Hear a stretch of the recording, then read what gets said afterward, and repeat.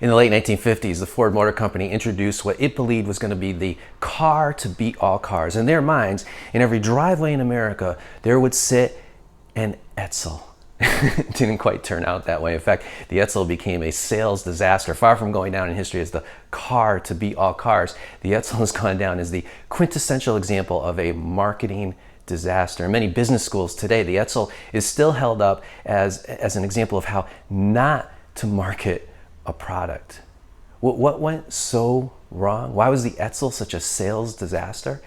Well, the answer is simple. The Ford Motor Company failed to understand the market. They designed a car that nobody at the time really wanted. When the gospel writers first write their gospel some 30 to 60 years after Jesus' death, they're no longer writing for primarily a Jewish audience. Now they're writing primarily for people who are thoroughly immersed in the Greco-Roman culture of that day.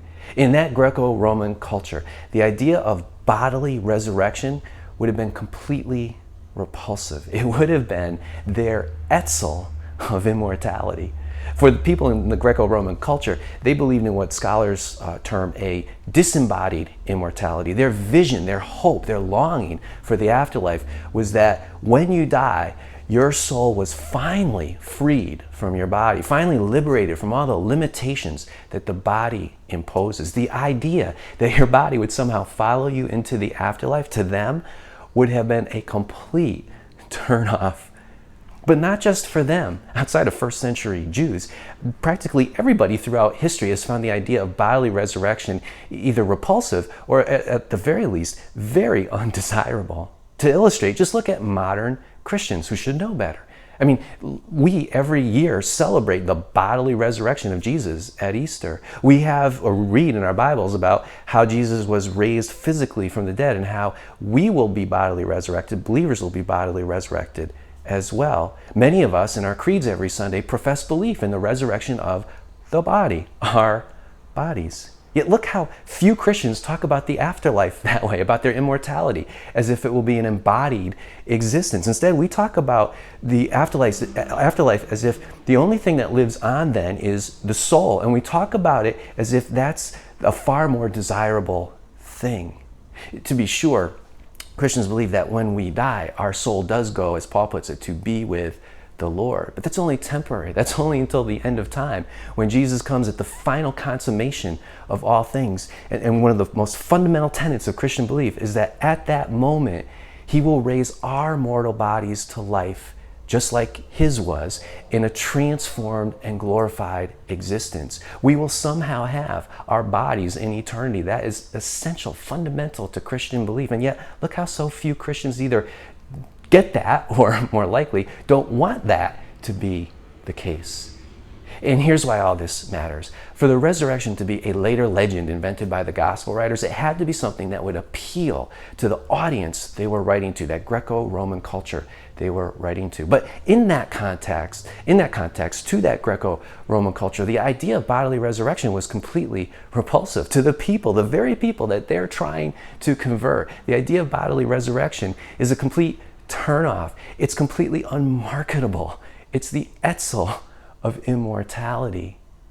That assures us that they had no motive, no reason to invent the bodily resurrection. In fact, they had every reason, every motive not to not talk about Jesus' bodily resurrection. They had to be under immense pressure to talk about him coming back from the dead in the way that was most desirable to the audience they're trying to appeal to, as a pure spirit, as somebody who had been finally liberated from his body, as somebody who was completely immaterial. And they would have done that if they could.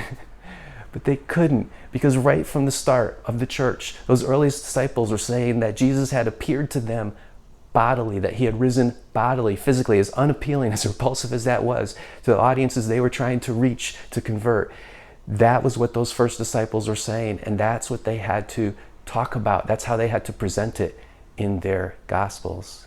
Even if, as some suggest, the bodily resurrection offered some kind of apologetical advantage in the gospel writers' minds, the unmarketability of it would have far outweighed any advantage it provided. And so we can be sure that there is no reason for those gospel writers to invent the resurrection, the bodily resurrection, as some kind of later legend. We can be sure that it was something that was being proclaimed by the earliest disciples, by those first witnesses to the resurrection. We can be sure that the church was presenting it that way all along. And that gives us another very compelling reason to believe that the resurrection isn't a later legend, isn't something that was invented or developed later, many years after Jesus' death. And as I've been saying in these past 3 blogs, there are many compelling reasons to show that it couldn't be a later legend, that the idea that it's a later legend is completely